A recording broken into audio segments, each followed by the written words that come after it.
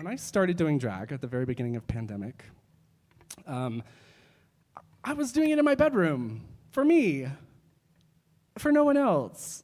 I did have the Instagram account Flamy Grant. I will admit to that, but it was set to private. I didn't even tell my husband about it for like a few months. Like, I just had this like quiet, private little Instagram account where I would post terrible pictures of baby drag, which, if you scroll deep enough, they're still there, unfortunately. But it was just for me. It was just a thing I did in my bedroom to reconnect with the child version of myself, right? It was inner child work.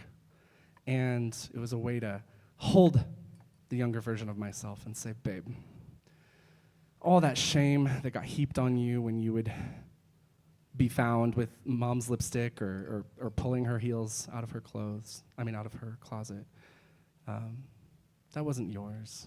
You didn't have to carry that, and you don't have to carry that anymore. So I never expected or anticipated that this would become a career in the second half of my life. I was a worship leader for 22 years. I worked in nonprofit as a day job. Like, this was not really in the cards, y'all. But it all started just as inner child work, and that's what this song is about. It's really Flamy singing to itty bitty Matthew.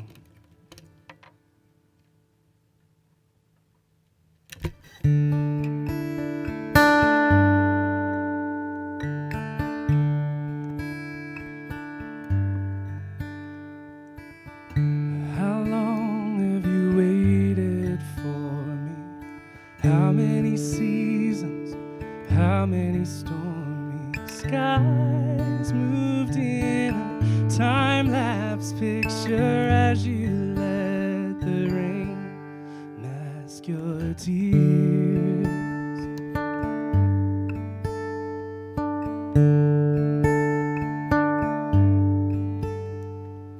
How many fools tried to write your story?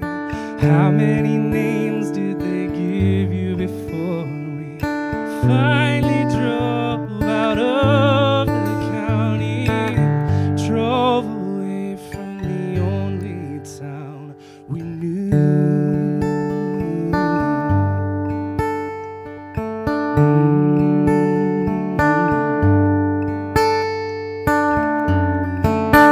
There was nowhere the bastards wouldn't